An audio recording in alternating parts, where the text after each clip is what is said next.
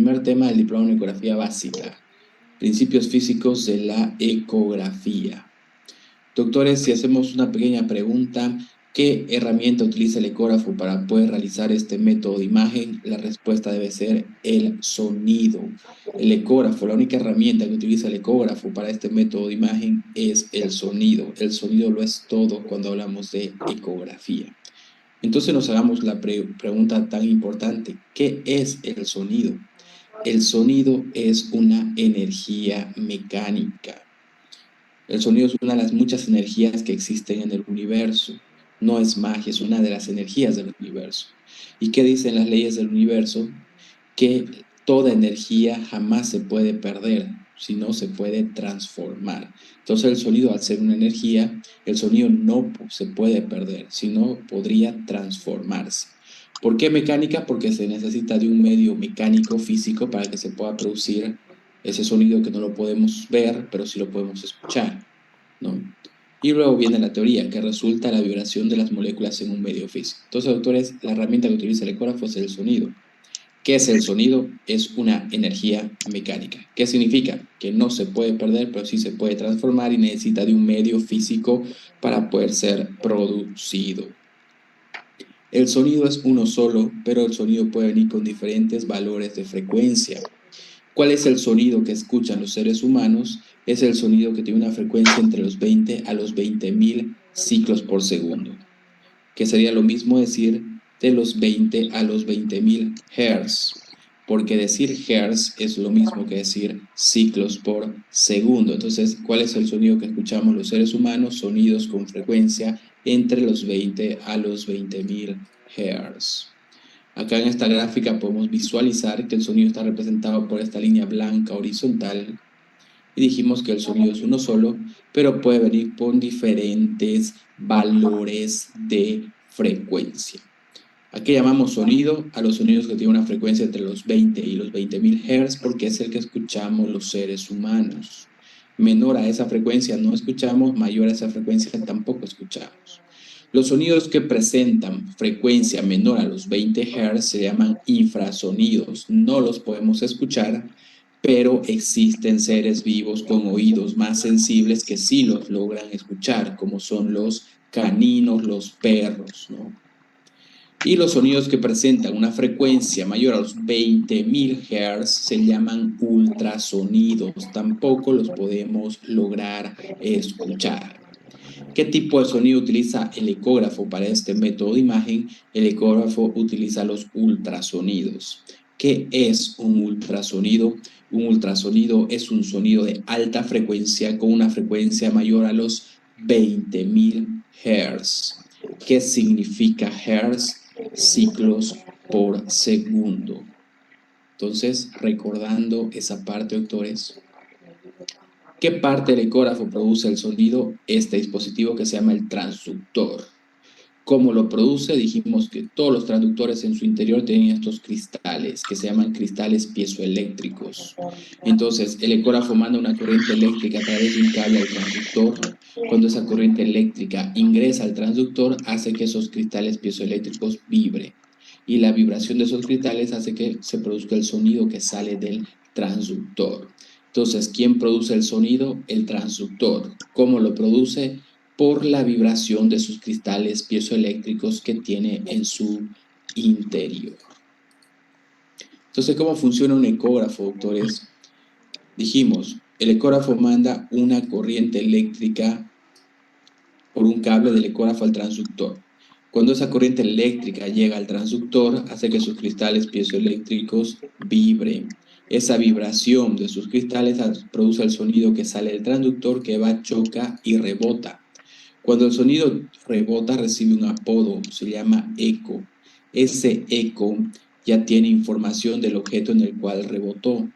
Ese eco retorna nuevamente al transductor y cuando retorna al transductor el eco hace que sus cristales piezoeléctricos vuelvan a vibrar por segunda vez. Esa segunda vibración de los cristales piezoeléctricos va a producir una corriente eléctrica con información que va al ecógrafo y de acuerdo a esa información el ecógrafo dibuja la imagen en la pantalla del ecógrafo. Entonces ese mecanismo pasa miles de veces por segundo lo que hace que la ecografía sea un método que estudia al paciente en tiempo real. ¿Qué es la frecuencia? La frecuencia es el número de ciclos que entra en un segundo, siempre es en un segundo, ¿no? Dijimos, el sonido es uno solo, pero el sonido puede venir con diferentes valores de frecuencia. ¿Qué es la frecuencia? Es el número de ciclos o el número de ondas que entra en un segundo. ¿A qué llamamos ultrasonido? A un sonido de alta frecuencia con una frecuencia mayor a los 20.000 Hz. ¿Qué significa Hz? Ciclos por segundo. Ahí estamos tocando varios puntos para recordar que pueden ser posibles preguntas de examen de grado de la física y la ecografía. Ya que hemos hablado qué es frecuencia, la frecuencia es el número de ciclos que entra en un segundo, sabemos que existen dos leyes de la frecuencia. La primera ley dice, a mayor frecuencia, menor penetración del sonido, pero mejor resolución de la imagen. Y la segunda ley dice todo lo contrario, a menor frecuencia, mayor penetración del sonido, pero peor resolución de la imagen. Por ese motivo, si tenemos un paciente que es obesa, ¿no? O un paciente obeso, sabemos que el transductor va a estar mucho más lejos de los órganos por la cantidad de tejido celular subcutáneo que posee. En ese caso tenemos que bajar la frecuencia del transductor para que el sonido tenga mayor alcance, mayor penetración. En cambio, si la paciente es delgada, tenemos que subir la frecuencia ya que no necesitamos mucha penetración del sonido y lo que queremos exigirle al aparato es que mejore la calidad de la resolución de la imagen, porque a mayor frecuencia, menor penetración, pero mejor resolución. Entonces es importante recordar las leyes de la frecuencia. Unidades de medida de la frecuencia. Eso es como decir, las unidades de medidas es como los metros, milímetros, centímetros. Las unidades de medida de la frecuencia son el hertz, que significa un ciclo por segundo, kilohertz, 1000 ciclos por segundo, y megahertz, 1.000.000 de ciclos por segundo. La terminología que más se utiliza en el diplomado, que ustedes lo han utilizado, es megahertz. Por ejemplo, el transductor convexo tiene una frecuencia de 3,5 a 5 megahertz, ¿no? Es lo más utilizado. ¿Qué tipo de colores utiliza el ecógrafo para este método de imagen? El ecógrafo no utiliza el blanco y el negro. El ecógrafo utiliza la escala de grises. ¿Qué es la escala de grises? Que el negro, para llegar a ser blanco, tiene que pasar por diferentes tonalidades de colores. Entonces, esa gran diversidad de tonalidades de colores para llegar del negro al blanco, del blanco al negro, se llama escala de grises. Entonces, el ecógrafo tiene varias opciones de tonalidades para poder asignar a las diferentes estructuras y de esa forma podamos diferenciar una estructura de la otra. Por ejemplo, acá puedo ver la piel, acá puedo ver un ligamento, acá puedo ver el músculo, acá puedo ver la pared de la arteria, acá puedo ver la arteria y todo eso gracias a la escala de grises. Ahora, entonces acá podemos ver varias diversidad de estructuras que se las puede diferenciar gracias a la escala de grises. Cuando el ecógrafo emite el sonido, ¿no? El sonido va, choca con el objeto y rebota. El eco que rebota, ¿no? Al transductor, no todos los ecos rebotan con la misma velocidad y la misma fuerza. Entonces no todos los ecos retornan con la misma velocidad y la misma fuerza al transductor. Y eso va a depender de la dureza del tejido con el cual chocó el sonido. Mientras más duro el tejido, el eco que retorna al transductor va a retornar con mayor velocidad y mayor fuerza.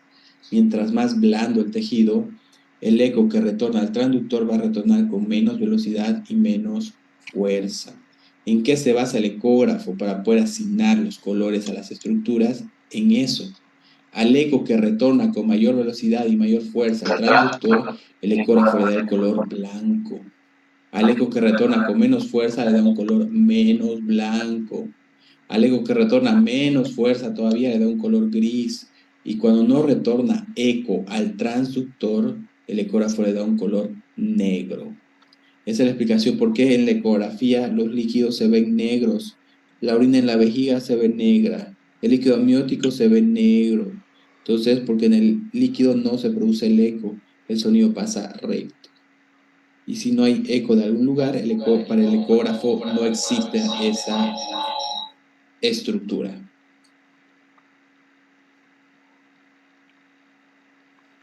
Tipos de transductores, doctores. Sabemos que en la ecografía utilizaron solo el transductor convexo, que como se hace ecografía abdominal, ginecológica y obstétrica por vía transabdominal, pero lógicamente ustedes tienen que conocer todo el contexto de los transductores. Entonces, acá tenemos el transductor convexo, por su superficie es convexa. Dijimos que con esa hacemos ecografía abdominal, ginecológica, transvaginal, abdominal, ginecológica y obstétrica por vía transabdominal.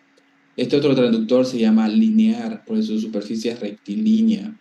Con ese se realiza ecografía de tiroides, mama, testículos, músculo esquelético, vascular, etc. Este otro transductor, su nombre correcto es endocavitario.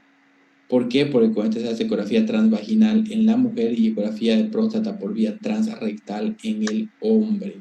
Su apodo es transvaginal, pero en realidad su nombre correcto es endocavitario. Y este acá es el microconvexo, parecido al convexo, pero más pequeño, principalmente utilizado para hacer ecocardiografía, transfontanelar en pediatría, etc. Entonces es importante saber los tipos de transductores que existen y para qué tipo de ecografía son utilizados. Luego, doctores, solo viendo la foto, ¿no?, de la ecografía, yo ya sé qué tipo de transductor utilizó el colega. ¿Por qué motivo? Por la forma de la foto. El transductor lineal produce una foto en forma rectangular, rectilínea. Entonces yo sé que utilizó lineal. El transductor convexo produce una foto que se abre en forma de abanico. Y el transductor endocavitario transvaginal también se abre en forma de abanico. Pero es un abanico mucho más ancho que el convexo, al igual que lo hace el sectorial o microconvexo.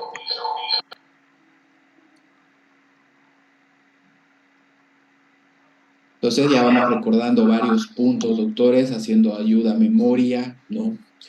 Y ahora vamos a continuar con los cortes ecográficos. En la ecografía existen tres principales tipos de cortes. El corte longitudinal, cuando cortamos longitudinalmente al eje mayor del cuerpo. Corte transversal, cuando cortamos transversalmente al eje mayor del cuerpo. Y el corte oblicuo, ni longitudinal ni transversal, sino por la mitad. Sabemos que todo transductor tiene en un solo lado este pequeño dispositivo que se llama el indicador del transductor, que nos ayuda para saber cómo agarrar el transductor y cómo posicionar nuestro transductor. Sabemos que cuando hacemos un corte longitudinal, el indicador del transductor siempre debe quedar apuntando hacia la cabeza del paciente. Si hacemos un corte transversal, el indicador siempre debe apuntar hacia el brazo derecho del paciente. Eso es algo fijo, ya que si hacemos lo contrario, la imagen sale invertida. Ubicación espacial en la pantalla del ecógrafo. Doctores, ¿me confirman si sigue correcto el audio? Sí, doctor. Perfecto. Entonces espero que esté dando para recordar, para entender. Cualquier pregunta igual la pueden realizar en cualquier momento, activando su micrófono. Entonces, doctores, decíamos, este cuadrado que vemos acá es la pantalla del ecógrafo tal cual ustedes la ven de frente al realizar la ecografía. La pantalla del ecógrafo, como podemos ver, es un cuadrado. Si es un cuadrado, eso significa que tiene un borde superior, un borde inferior, un borde izquierdo, según nosotros, y un borde derecho. El borde superior siempre va a representar anterior. El borde inferior siempre va a representar a posterior. Al otro lado es lo mismo. Arriba es anterior y abajo es posterior. Pero los bordes laterales cambian. ¿Y de qué depende de que cambien? De la posición del transductor. Si el transductor está en corte longitudinal, el borde izquierdo representa el extremo superior del paciente y el borde derecho representa el extremo inferior del paciente. ¿Por qué motivo? Porque el transductor está longitudinal. Si el transductor está transversal, el borde izquierdo ya no representa superior, representa el extremo derecho del paciente. Y el borde derecho representa el extremo izquierdo del paciente. ¿Por qué? Porque el transductor está transversal. Entonces es importante aclarar eso, doctores, memorizar eso para poder interpretar dónde se encuentran las diversas estructuras. Acá tenemos un ejemplo, una ecografía obstétrica. Acá está el útero de la paciente, acá está el embrión o el feto, ¿no?, de esa paciente embarazada, y el embarazo tiene placenta. Ahora, como podemos ver en la foto, el transductor está en posición longitudinal. Si el transductor está longitudinal, ¿en qué parte del útero está esta placenta? ¿Quién responde?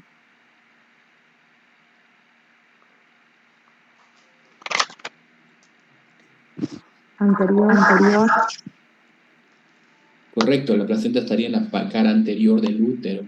¿Por qué motivo? Primero, lo primero que tengo que fijarme es la posición del transductor, está longitudinal.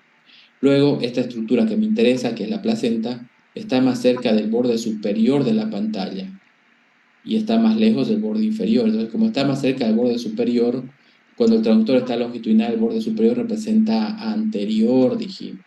Entonces, la placenta está en la cara anterior del útero. Si estaría acá, estaría y el corte es longitudinal, estaría en el extremo superior del útero, sería una placenta fúndica. Si estaría acá, sería una placenta posterior, porque está más cerca del borde inferior del monitor, que representa posterior. Si estaría acá, sería una placenta inferior o placenta previa.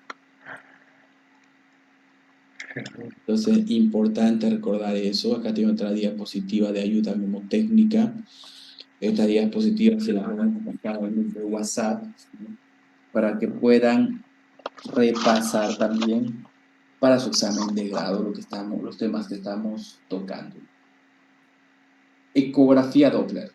Sabemos que la ecografía Doppler, lógicamente en el diplomado no se profundiza el Doppler, pero siempre se sugiere que se utilice el Doppler hasta para hacer un diagnóstico diferencial de una estructura, si es quística o la estructura es vascular, ¿no? Los autores, la ecografía Doppler es una ecografía a colores, donde su principal objetivo es el estudio de los vasos sanguíneos, de las arterias y las venas. La ecografía Doppler fue gracias a este científico astrónomo llamado Christian Andreas Doppler. Él estaba estudiando desde la Tierra las estrellas y vio un fenómeno interesante, que cuando una estrella se encontraba en dirección alejándose de la Tierra, la veía de color azul. Y si una estrella se encontraba en dirección acercándose hacia la Tierra, la veía de color rojo. Y él se hizo la primera pregunta: ¿por qué motivo dos astros que tienen luz propia, que son idénticos, por qué los veo de diferente color? La única diferencia que había de una estrella a la otra era su dirección. Una se alejaba de la Tierra y la otra se acercaba hacia la Tierra. Y era esa diferencia de direcciones que les daba una diferente frecuencia de luminosidad. Entonces, por ese motivo, el Christian de Doppler, ¿no?, al descubrir ese efecto que se producía por la diferencia de direcciones, lo llamó a eso efecto Doppler y logró establecer una ecuación matemática explicando cómo acontece ese fenómeno, a la cual llamó ecuación Doppler. Desde entonces se puede meter en el software de muchos aparatos inteligentes esta ecuación para que ese aparato pueda producir e interpretar el efecto Doppler. Entonces, con la ecografía Doppler podemos tener dos informaciones principales. Una, si existe movimiento, ya que para que exista efecto Doppler debe existir movimiento. Si no existe movimiento, no existe efecto Doppler. Si colocamos el transductor en el abdomen de un cadáver y activamos el Doppler, no va a existir efecto Doppler, ya que no existiría movimiento. Entonces, en otras palabras, ¿qué estudia el efecto Doppler? El efecto Doppler estudia el movimiento. Y aparte de esa información de decirnos si hay movimiento o no, la segunda información es que nos dice la dirección de ese movimiento en relación al transductor. Todo siempre es en relación al transductor. No dice si ese flujo se está alejando hacia el transductor o si se está acercando al transductor. Sabemos que los colores significan dirección. Azul significa que el flujo se está alejando del transductor y rojo significa que el flujo se está acercando hacia el transductor. Y la ecografía Doppler se utiliza en todas las áreas de la ecografía, siempre. Existen 3 tipos de Doppler. Está el Doppler colorido, que tiene la propiedad de pintar rojo y azul. Está el Doppler de potencia, que pinta un color naranja. Y está el Doppler espectral, que dibuja y traza las ondas espectrales. El Doppler colorido, ¿no?, es el que nos sirve para saber dirección, ya que pinta rojo y azul. El Doppler de potencia es más sensible que el Doppler colorido. Entonces, si yo quiero saber qué tan irrigado está un órgano o una estructura, debo utilizar el Doppler colorido. Y el Doppler espectral, ¿no?, es el que utilizaron en obstetricia para medir la frecuencia cardíaca en el feto, ¿no? Es el que suena tuk, tuk, tuk, tuk, tuk, tuk, tuk, tuk, para medir la frecuencia cardíaca. El Doppler espectral es el electrocardiograma, el ecógrafo. Con ese podemos saber bastante información del paciente, de sus arterias y venas. Pero una de sus funciones accesorias es la de poder estudiar la frecuencia cardíaca en el feto a partir del segundo trimestre. No se debe utilizar Doppler espectral en el primer trimestre, ya que aumenta bastante la cantidad de calor. Terminología ecográfica. Sabemos que negro en ecografía se dice anecoico, gris decimos hipoecoico, blanco decimos hiperecoico, ¿no? Entonces ya sabemos, negro es anecoico, gris es hipoecoico, blanco es hiperecoico. Y isoecoico es un término comparativo, significa que una estructura tiene el mismo color o ecogenicidad que otra estructura, o un órgano tiene el mismo color o ecogenicidad que otro órgano. Por eso isoecoico es un término comparativo. ¿Me confirman, doctores, si sigue correcto el audio? Sí, doctor. Perfecto. Bien. Entonces, continuamos, doctores. Continuamos. Disculpe, doctor, una pregunta, por favor. Sí, la escuchamos, doctora Claudia. Una consulta. Dijo que en el primer trimestre no se debe usar tal Doppler. Se me cortó la conexión. ¿Me lo puede repetir, por favor? Claro que sí. Sí. En el primer trimestre no se debe utilizar el Doppler espectral para escuchar o evaluar la frecuencia cardíaca del embrión, ¿no? ¿Por qué motivo? Antes de eso nos vamos a hacer una pregunta. ¿El 100% del sonido que sale del transductor retorna en forma de eco al transductor? La respuesta es no. Una parte de ese sonido que salió del transductor es absorbido por el tejido.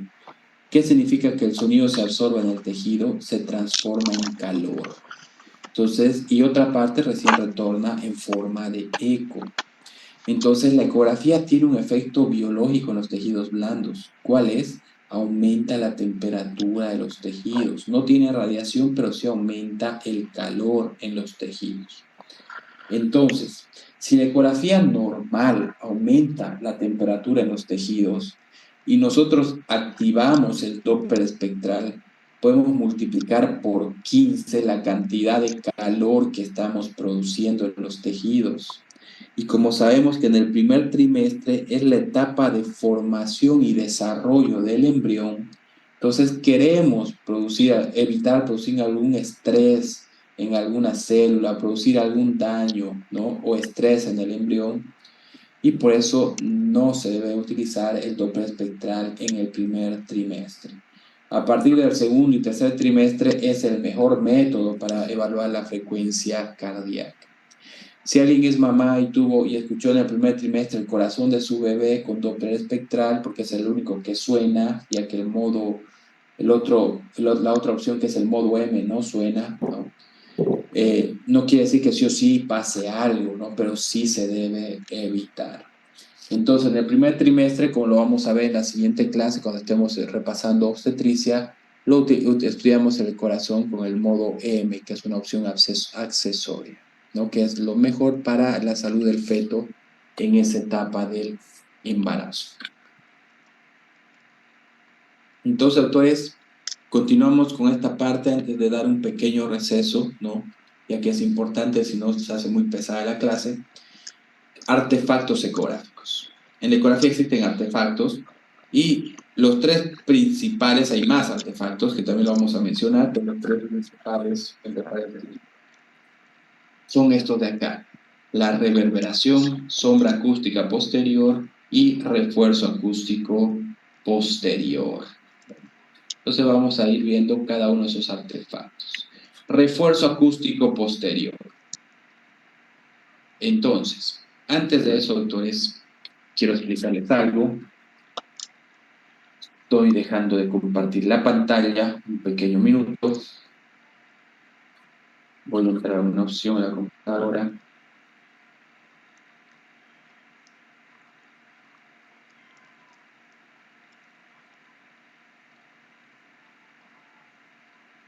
¿Me confirman si pueden ver el Paint de mi computadora?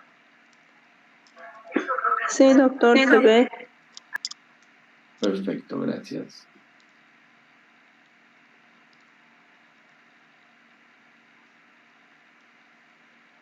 Ok. Acá, doctores, voy a dibujar un cuadrado, que es el monitor del ecógrafo. Luego, dijimos que el traductor convexo tiene una foto en forma de...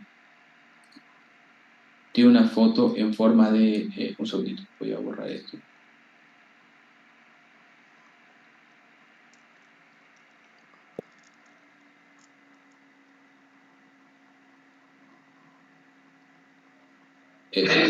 Tiene una foto en forma de abanico.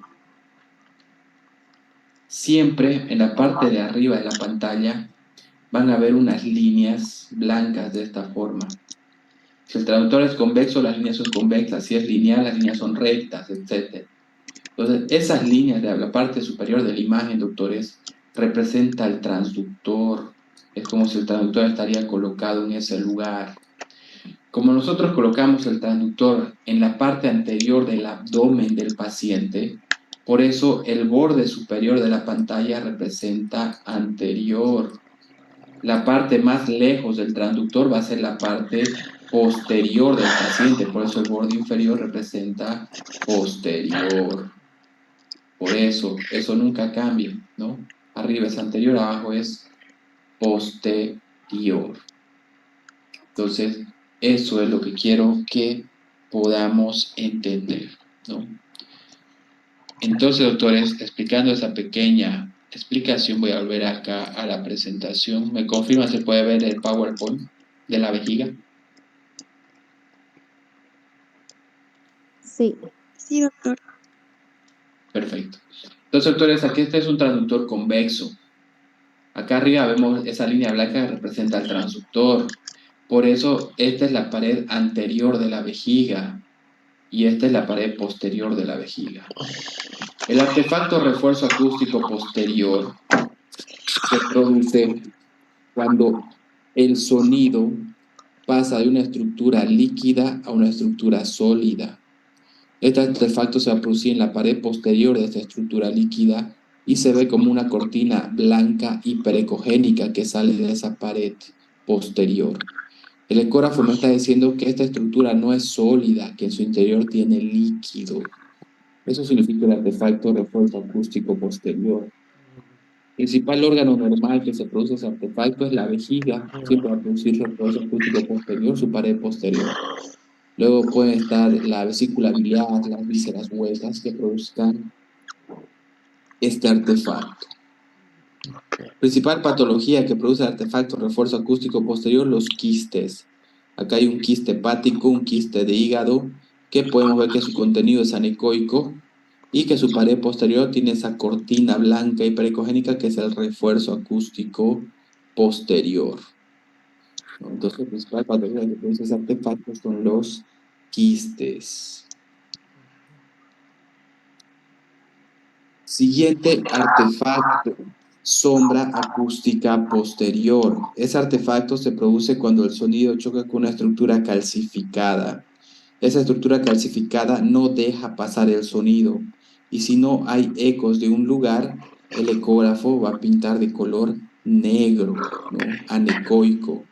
Por eso toda estructura calcificada se va a ver hiperecogénica en su borde superior y detrás de ella va a aparecer una sombra negra que es la sombra acústica posterior, que es una placa ateroma en una arteria, una placa de ateroma calcificada que produce su sombra. También las litiasis, los cálculos de la vesícula biliar producen su sombra acústica posterior, ¿no? Se ven hiperecogénicos y producen sombra. Entonces, eso es algo que tenemos que tener bien claro, que las litiasis producen la sombra acústica posterior. Acá hay otras microlitiasis que cuando todas se juntan, entre todas ya se puede ver una débil sombra acústica posterior. Acá hay un pequeño video, vamos a ver esta ecografía de esta vesícula biliar y vamos a ver que en el interior de esta vesícula biliar se encuentra una imagen hiperecogénica formadora de sombra acústica posterior. Entonces el diagnóstico sería litiasis vesicular. Acá podemos ver justamente los dos artefactos, doctores, la sombra acústica posterior del cálculo y el refuerzo acústico posterior de la vesícula biliar. Siguiente artefacto es reverberación. La reverberación se produce cuando el sonido choca con gases. La reverberación es la neblina de la ecografía. Toda estructura que esté interpuesta por reverberación no va a ser visible, ya que la cortina de humo de la reverberación tapa la imagen. Acá puedo ver la aorta abdominal en corte longitudinal y en esta porción ya no la puedo visualizar porque la reverberación tapó toda esa porción de la imagen.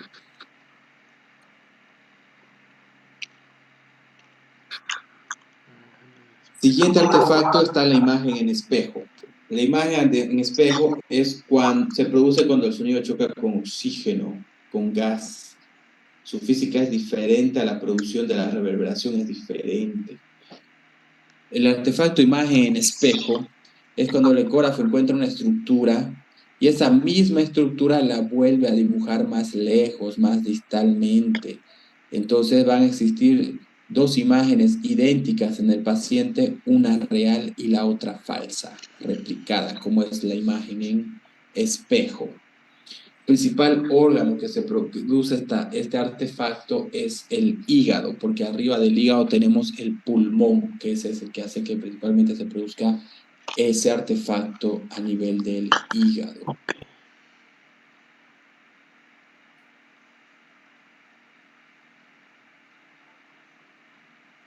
¿Alguna pregunta hasta acá, doctores?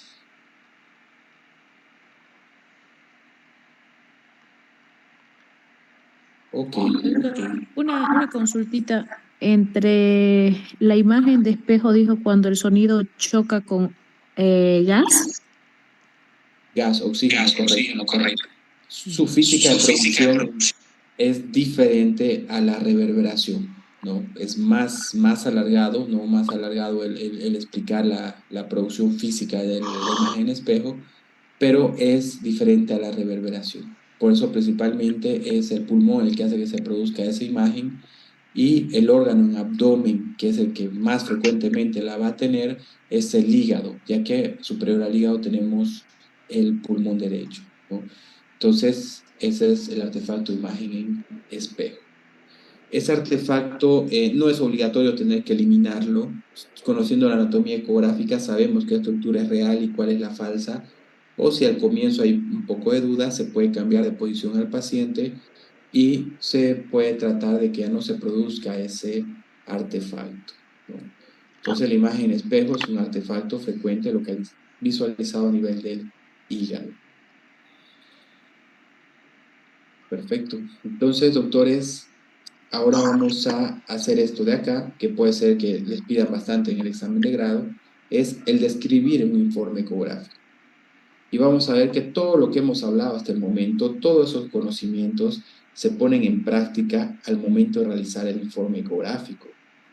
El informe ecográfico, por ejemplo, miren, vemos esta estructura en la vesícula biliar, el diagnóstico sería una litiasis vesicular.